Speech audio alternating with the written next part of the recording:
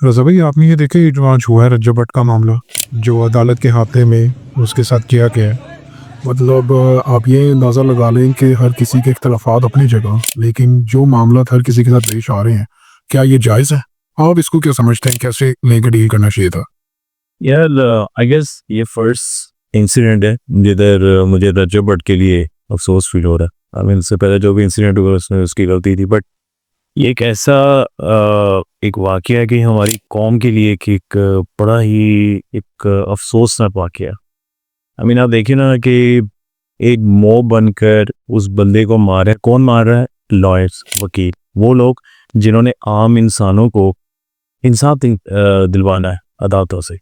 जब वो ही ये शो करेंगे, आई मीन आप खुद देख रहे हैं, अगर वो अदालत में गया है उधर कराची में, तो वहां जा रहा है, वो जज के पास पेश हो रहा है। आप भी वकील हो, आपने 5 साल स्टडी करके लॉ की डिग्री ली है, आप अंदर जाओ, आप जज को बताओ, उसके सामने पॉइंट ऑफ व्यू रखो, आर्ग्यूमेंट रखो, आप जाके जज को बताओ कि जज साहब इसने वीडियो में ये बातें की हैं जो हमें नहीं पसंद, आप इस पर फैसला सुनाए।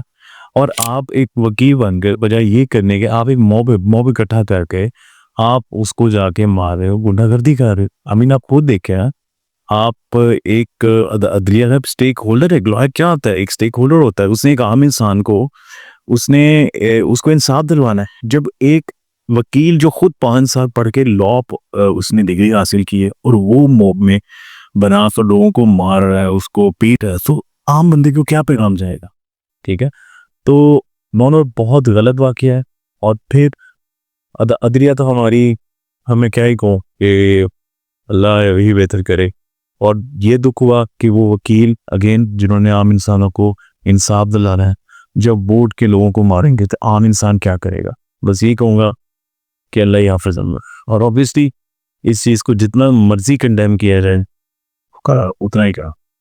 बिल्कुल। Thank you very much.